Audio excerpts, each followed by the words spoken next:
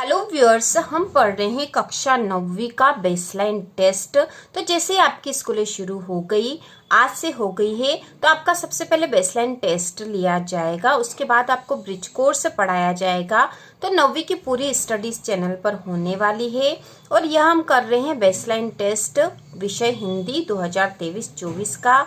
इसमें सबसे पहले आपको यहाँ कक्षा लिखनी, तो आपकी कक्षा जो है 9वीं आप लिख दोगे यहाँ। इसके बाद अपना नाम लिखना है, विद्यालय का नाम जिस भी विद्यालय में पढ़ते हो, और यहाँ आ जाएगा आपका दिनांक। इसके बाद यहाँ लिखा है लिंग, लड़का या लड़की, तो जो भी है उस पर आपको राइट लगाना है। तो शुरू करते हैं। प्रश्न नंबर पहला है, नीचे दिए गए चित्र को देखकर दिया गया वाक्य पूरा कीजिए। तो यहाँ जो चित्र दे रखा है उसको देखकर हमें यह वाक्य पूरा करना है। वाक्य है बच्चे रहे हैं। तो यहाँ दो बच्चों का चित्र है जो कि इस बुक को पढ़ रहे हैं। तो हम यहाँ लिख सकते हैं कि बच्चे पढ़ रहे हैं, तो हम यहाँ लिख देंगे पढ़ रहे हैं। ठीक है। इसके बाद अगला जो प्रश्न है, दिए गए विकल्पों में से उचित विकल्प चुनकर लिखिए। तो यहाँ उचित विकल्प चुनकर हमें लिखना है। इसमें जो दूसरे नंबर का है वह है मैं विद्यालय की जा रहा हूँ। तो यहाँ है और या और, तो यहाँ आएगा और। ठीक है, मैं विद्यालय की ओर जा रहा हूँ, तो यहाँ हमें लिखना है ओ र। इसके बाद है सभी के ऊपर करना और सभी के जानना उससे बहुत पसंद है। तो यहाँ दो शब्द दे रखे, राज और राज। तो यहाँ आगे वाले में आएगा सभी के ऊपर राज करना। ठीक है, ये वाला आएगा राज करना, राज करना। यहाँ आएगा राज करना और सभी के राज जानना। तो ये वाला राज जो है यहाँ आएगा रा ज के नीचे बिंदु वाला। इसके बाद अगला है सबसे घना पेड़ का होता है। यहाँ जो ऑप्शन हमें दे रखे वह है आम, केला, नारियल। तो हमें पता है कि आम का पेड़ सबसे घना होता है, तो यहाँ हम लिखेंगे आम। इसके बाद जो 6 नंबर पे वह अब समय हो चुका, समाप्त, समाप्ति या समाप्ति। तो यहाँ आएगा समाप्त, अब समय समाप्त हो चुका है। इसके बाद जो 7वां है वह नीचे लिखे वाक्यों को सही अर्थ प्रदान करने के लिए उचित मुहावरे पर सही का निशान लगाइए। तो हमें सही का निशान लगाना है यहाँ पर। मोहन ने मेरिट में आने के लिए, तो यहाँ जो दो ऑप्शन दे रखे वो है नाक में दम कर दी या दिन रात एक कर दी। तो यहाँ आएगा दिन रात एक कर दी। मोहन ने मेरिट में आने के लिए दिन रात एक कर दी। इसके बाद दूसरा है शरारती बच्चे शिक्षक को आता हुआ देखकर 9 2 11 हो गए या ईद का चांद हो गए। तो यहाँ आएगा 9 2 11 हो गए, क्योंकि 9 2 11 होने का अर्थ है भाग जाना। शरारती बच्चे शिक्षक को आता हुआ देखकर भाग गए, तो यहाँ इसके लिए हम इस मुहावरे 9 2 11 का प्रयोग करेंगे। इसके बाद अगला जो 8 नंबर पे वह है या है लिखकर निम्नलिखित वाक्य पूर्ण कीजिए। तो इसमें पहला है अमिता सो रही है। ठीक है, यहाँ आएगा है। और दूसरा है बिल्लियां दूध पी रही है। तो यहाँ पर ये वाला है आएगा क्योंकि बहुवचन है इसलिए। इसके बाद प्रश्न नंबर 9 है रेखांकित शब्द के स्थान पर उसी अर्थ वाला शब्द लिखकर वाक्य पूरा कीजिए।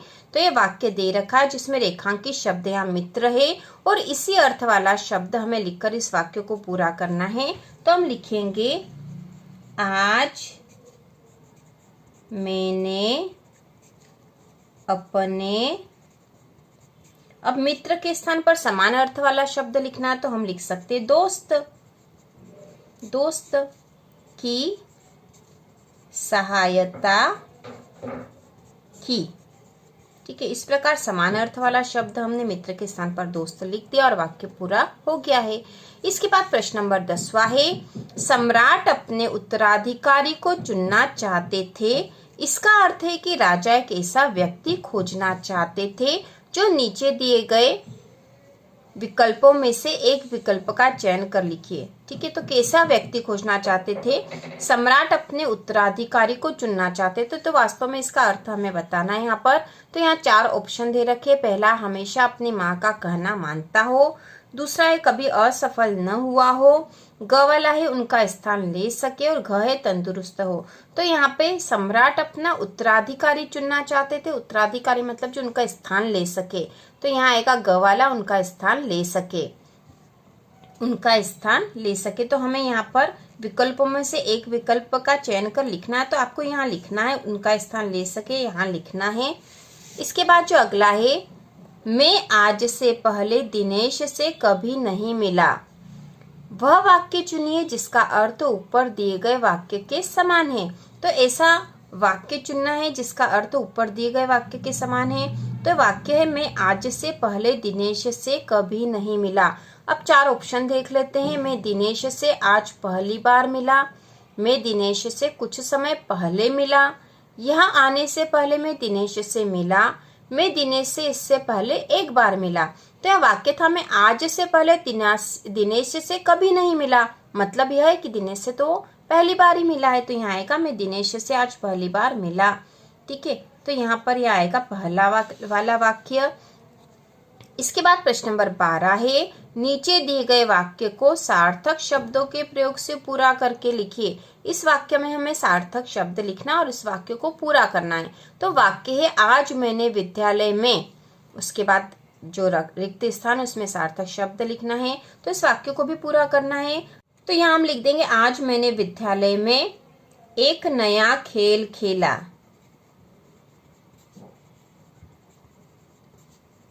ठीक है, एक नया खेल खेला और पूर्ण विराम। आप यहाँ अपने अनुसार भी लिख सकते हो। आज मैंने विद्यालय में खूब पढ़ाई की, आज मैंने विद्यालय में प्रतियोगिता में भाग लिया। इस प्रकार भी हम इसको बनाकर लिख सकते हैं। इसके बाद प्रश्न नंबर 13 है, दिए गए शब्दों को सही क्रम में लगाकर सार्थक वाक्य बनाकर लिखिए। तो इन जो शब्द दे रखे हैं इन्हें हम सही क्रम में लगाएंगे। तो यहाँ जो शब्द है, प्रत्येक अपने कर्मों का फल व्यक्ति भोगता है। तो हम यहाँ लिख देंगे, प्रत्येक व्यक्ति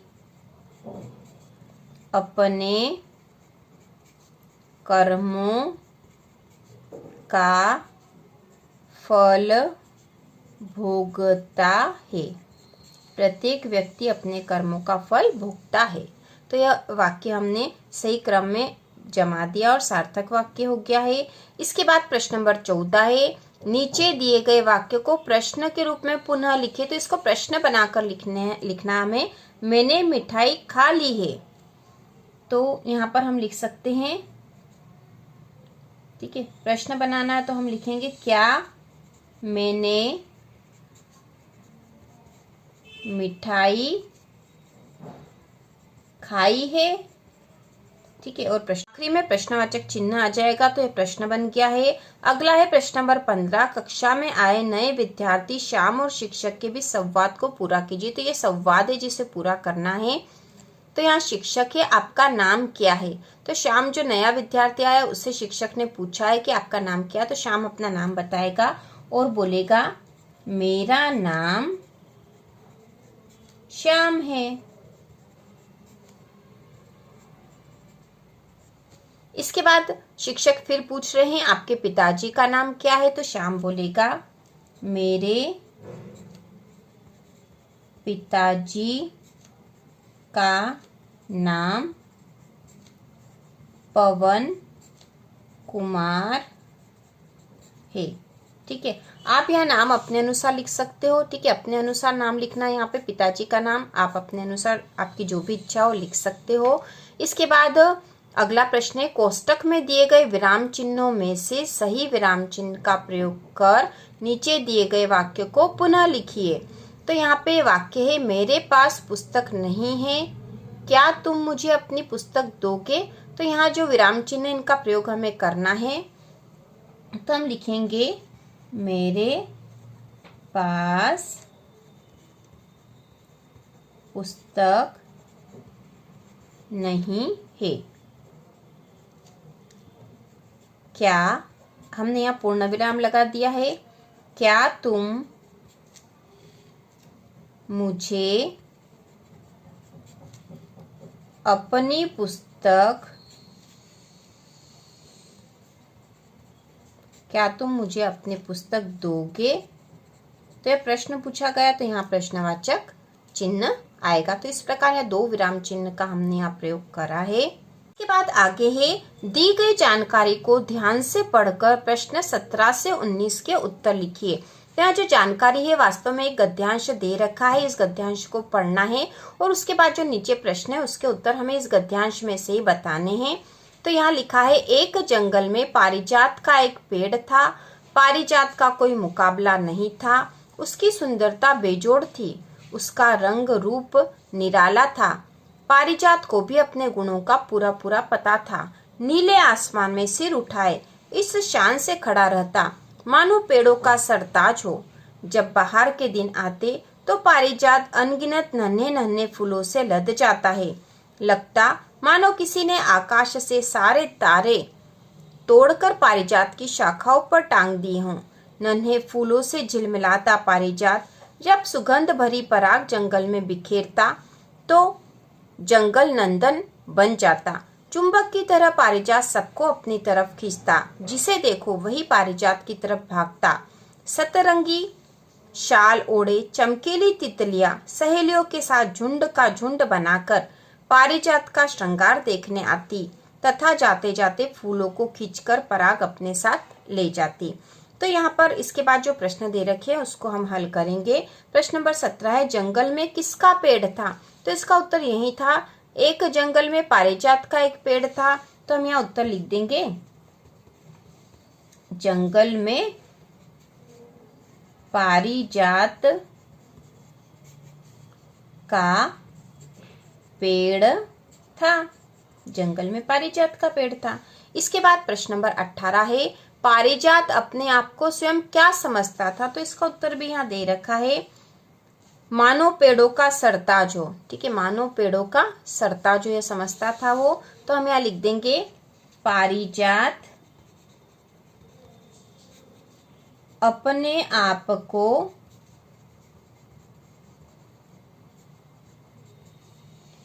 पेड़ों का सरताज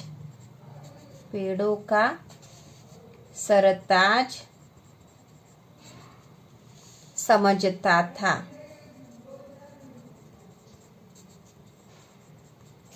इसके बाद अगला है तितलियां क्या करती थी?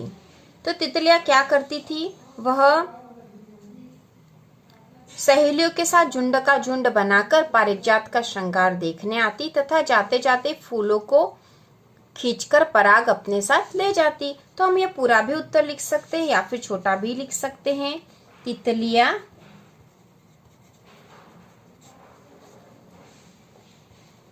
फूलों का पराग ले जाती थी। ठीक है, या फिर आप पूरा उत्तर भी लिख सकते हो यहाँ से, तितलियां सहेलियों के साथ झुंड का झुंड बनाकर पारिजात का श्रृंगार देखने आती तथा जाते जाते फूलों को खींचकर पराग अपने साथ ले जाती। इसके बाद प्रश्न नंबर 20वां है अपनी पसंद के किसी राष्ट्रीय त्योहार के बारे में 2 वाक्य बनाकर लिखिए। तो राष्ट्रीय त्योहार होते हैं 15 अगस्त और 26 जनवरी। तो उनके बारे में हम लिख सकते हैं 15 अगस्त को स्वतंत्रता दिवस मनाते हैं।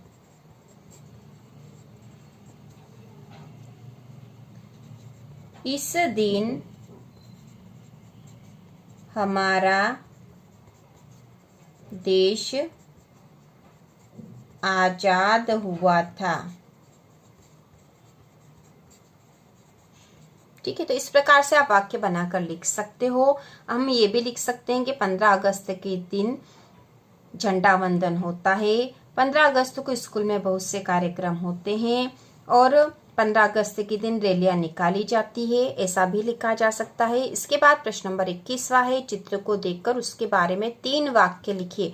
तो ये चित्र यहाँ पर ये जो बच्चे हैं ये खेल रहे हैं, जैसे ये बच्ची रस्सी कूद रही है, ये दोनों बच्चों के पास यहाँ गुब्बारे हैं, ये बच्चा यहाँ साइकिल चला रहा है, ये दोनों बच्चे फुटबॉल खेल रहे हैं। तो हमें कोई से भी 3 वाक्य लिखना है।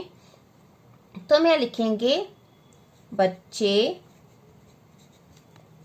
मैदान में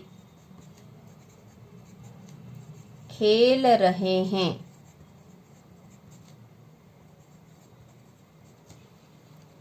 एक और वाक्य बना देंगे बच्चे रस्सी कूद रहे हैं। और लिख सकते हम बच्चे फुटबॉल खेल रहे हैं। ठीक है, इस प्रकार आप अपने अनुसार भी और वाक्य बना सकते हो। जैसे बच्चे गुब्बारे उड़ा रहे हैं, एक बच्चा साइकिल चला रहा है। इस प्रकार से हम वाक्य बना सकते हैं। प्रश्न नंबर 22वां है, नीचे दिए गए पत्र को पूरा कीजिए। तो यहाँ दे रखा 4 दिन के अवकाश हेतु प्रार्थना पत्र, फिर यहाँ लिखा प्रति। तो यहाँ पर हम प्रति कक्षाध्यापक के नाम से भी लिख सकते हो और प्राचार्य के नाम से भी। तो हम यहाँ कक्षाध्यापक के नाम से लिख सकते हैं, प्रति श्रीमान कक्षाध्यापक महोदय। इसके बाद यहाँ आपको अपने स्कूल का नाम लिखना है। उसके बाद जो भी क्षेत्र हो, शहर हो, वो लिखना है। इसके बाद विषय जो है, यहाँ हमें ऊपर जो बताया गया वही हम विषय लिखेंगे। 4 दिन के अवकाश हेतु, तो हम यहाँ लिख देंगे विषय में 4 दिन के अवकाश हेतु, 4 दिन के अवकाश हेतु। इसके बाद महोदय के बाद हमें यहाँ पर जो इसका मैटर है वह लिखना पड़ेगा। तो महोदय के बाद हम लिख देंगे नम्र निवेदन है कि, क्योंकि हमें यहाँ 4 दिन का अवकाश मतलब छुट्टी लेनी है, उसके लिए हमें प्रार्थना पत्र लिखना है। तो नम्र निवेदन है कि मेरा स्वास्थ्य खराब हो जाने से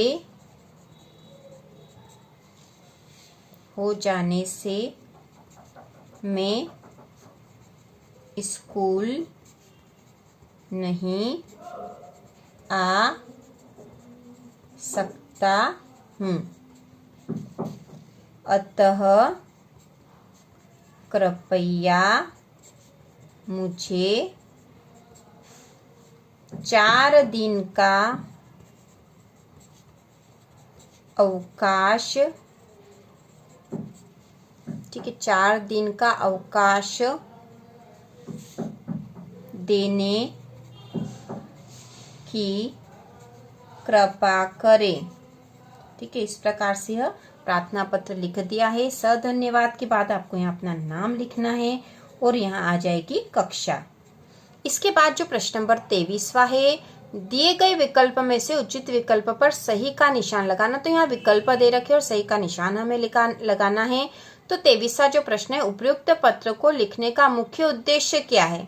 मुख्य उद्देश्य क्या था, तो प्रश्न में ही दे रखा था 4 दिन के अवकाश हेतु प्रार्थना पत्र लिखा था यहाँ पर, और यहाँ ऑप्शन दे रखे सूचना देना, शिकायत करना या अवकाश लेना।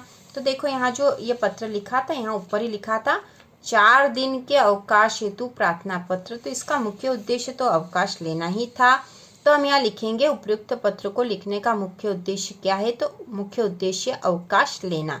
तो इस प्रकार से हिंदी विषय का बेसलाइन टेस्ट है। इसके बाद गणित और अंग्रेजी विषय का बेसलाइन टेस्ट भी हम करेंगे और 9वीं की संपूर्ण तैयारी हम करेंगे।